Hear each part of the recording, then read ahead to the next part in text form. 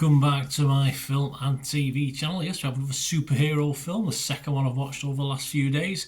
And we're looking at, it took me a little while to get round to this one. It's been out for 2 or 3 weeks as I'm recording this vlog.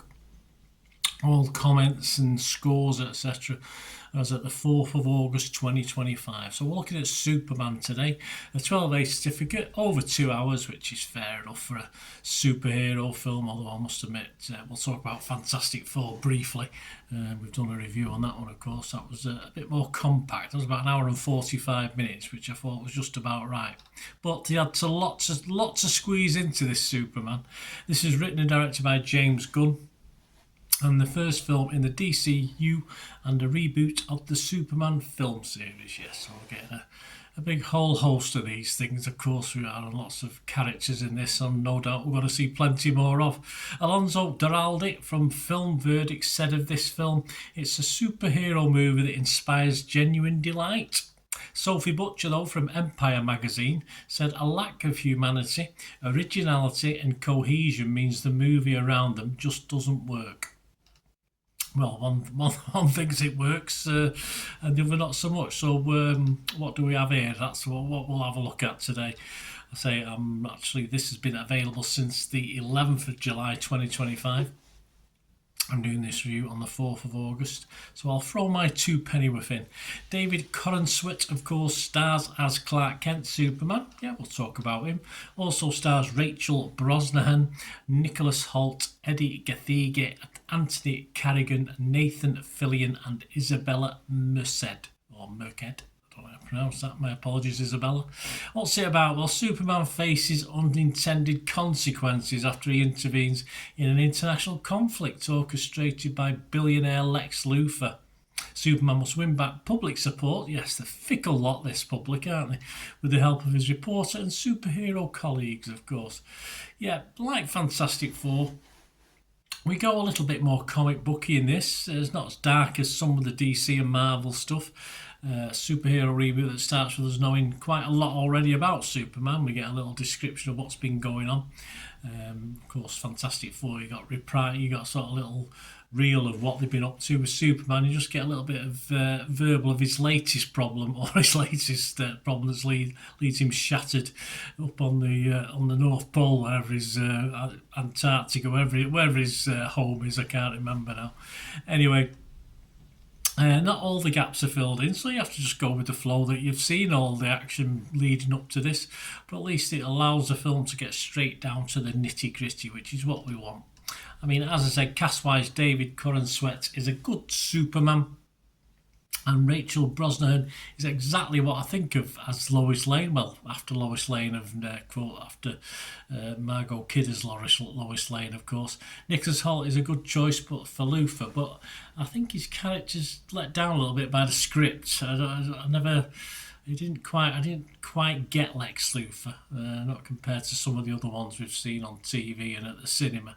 It's very cold, as you'd expect, but there's just nothing to him. It's just quite shallow. It's certainly not the actor's fault. It's the way he's written. But he's an okay baddie, but for me, not great, which is a shame with such a character. David Rooney from Hollywood Reporter scored this film 80 out of 100. He said, "What matters most is that the movie is fun, pacey and enjoyable, a breath of fresh air sweetened by a deep affection for the material and boosted by a winning trio of leads." Well, how about that four-legged friend? You didn't give him a mention, David. Well, we could have done without him, couldn't we? But he had the occasional good use. I think the film might have ended sooner without him, actually. But really, get him some more training. That's up to some person, isn't it, who made a guest appearance at the end of this. I think the dog does what Goody Two-Shoes Superman won't. So if Superman gets a bit of a spine, starts being a bit darker, perhaps there'll be no more doggy fun. That won't be such a bad thing for me, but we'll have to see. He might get trained to be much less fun, but certainly more useful. Well, we can hope. Although it's pretty useful anyway, once even amidst all the chaos he caused. Lots of super entities, of course, in this knocking about, but again, that just dilutes things for me, as does the sort of techno-babble and stuff that goes on, pocket universes, all this sort of thing. I'm not really into that. No doubt we'll see lots more of some of these other characters and heroes, etc., or superhumans or super metahumans or whatever they are over the coming series of films. But I thought it was a bit of an overload at times in this series or this film. The humour is there, but it's very rare and occasional. Of course, Lois Lane and Clark Kent usually have some good banter, but we don't see too much of that. But there's the odd funny line thrown in, which is okay. William Bibiani from The Wrap scored this 88. He liked it. He said, a fabulously smart and entertaining film whose flaws stem from trying too hard. Yes, throws too much at you, which are the best flaws a film can have. I think when it stops baffling you with science fiction jargon, multiple alien entities, cages full of them, when the action returns to its the normal universe, if you like, Metropolis, etc., that's when I think this film's at its best. I get a bit lost with all the other stuff, the pocket universe stuff. It's unnecessary, and I just think it overbloats the thing unnecessarily. CGI, generally impressive. Action scenes, certainly on a big screen, well worth the entrance fee. When it's hard to die, some of the fight scenes can be a little bit repetitive. Of course, we've got two sort of people who super persons, if you like, fighting. I mean, it can get a bit repetitive because it's hard to imagine how one's going to get killed, but they certainly still remain watchable in all that. Jordan Farley from Total Film said it may not be the perfect movie, it's not, but in a word, it's pretty super. So I think Jordan liked it. I can't help but think that some of these great characters, ordinary and super, just need a little bit more backstory in this film. It's all too much straight at the throat, straight to the guts. It just gets going too much, and I need a little bit of calming down sometimes. We don't really get that in this film. He did in Fantastic Four, which we'll comment again. I know I keep reverting back to that, but when you watch both films quite close to each other, you get a little bit more quiet time, and I think that Superman needed just a little bit of that as well. Roger Moore from Movie Nation, he didn't like it. There's quite a few didn't like it. A lot of mixed reviews on this one. He gave it 50%. The plot is all over the place, he says. The villain's kind of amorphous and just generally against the idea of a Superman, and there just isn't enough fill-in or enough jokes to get the picture over the hump.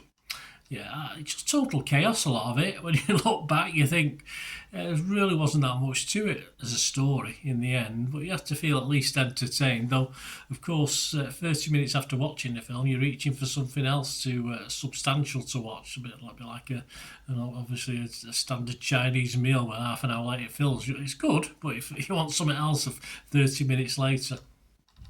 Yes, I'll have a quick final mention of Fantastic Four. I watched that a few days ago. And Superman on Internet Movie Database is rating slightly higher. For me, the more compact, simpler tale of superheroes that we get with Fantastic Four is going to make it rate more highly for me.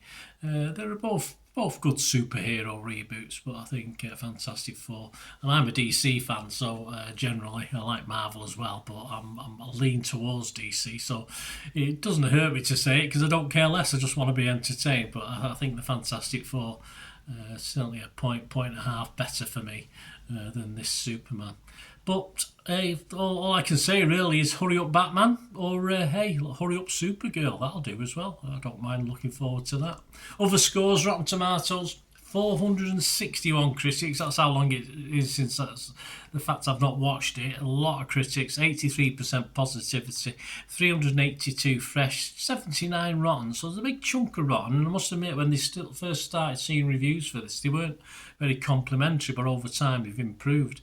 So that 382 fresh, make it 383. I'm going to score it fresh. The consensus of the website, pulling off the heroic feat of fleshing out a dynamic new world while putting its champion's big beating heart front and centre, this Superman flies high as a man of tomorrow grounded in the here and now. Yeah, okay, I don't think quite it's that good, but there you go. Metacritic, 68 out of 100, 58 critics, 37 fresh, but as I said, there was a lot of mixed reviews, 20 mixed reviews on Metacritic, 1 negative, but I'm just going to make that 37 positive, 38. I think it's worth it. Rotten Tomatoes audience, Joe Public like it, 4.5 out of 5. Metacritic users, Joe Public again, 7.4 out of 10. Internet Movie Database, as I said, at the moment this is scoring 0.1 more than Fantastic Four. not for me. But anyway, 190,000 scores and reviews, and it's getting a really healthy 7.5. So I think it's going to stay around that score for the rest of its lifetime on Internet Movie Database. Yep, and for the final time, and I keep saying this, don't I? For the final time, I give Fantastic Four an 8 out of 10, which was pretty high for me. I will give this a 6.5.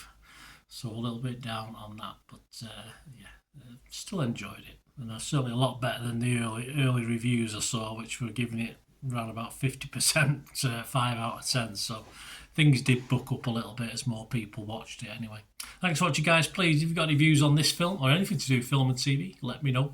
And if you enjoy the content and want to help support the channel, I'm always open to that. That's fantastic. Or if you want to just contact me through my socials, or you can obviously contact me through YouTube as well. If you want to get onto my socials, that's possible. And to do that, all you have to do is keep watching and listening.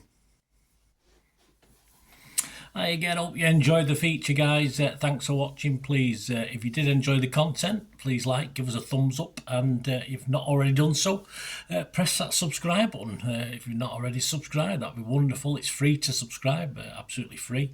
Also, check out my social media links if you want to follow me on TikTok, Instagram, X, Facebook. They'll all be in the description below. And my special thanks to supporters of the channel, yes, Piat6505, who have an eBay shop selling film and TV memorabilia, including posters, books, magazines. There'll be a link again in the comments section. And if you're into your football, don't forget my football stuff on Manchester City for general football fans, but mainly City fans, of course. Or if you know someone who might enjoy that, give them a kick in my direction. I'll be very, very grateful. And as ever, guys, comments on this feature is wonderful. Anything to do with film and TV is always very, very welcome. It's great to talk film and TV. I thank you, guys, for your support. Stay safe, everyone.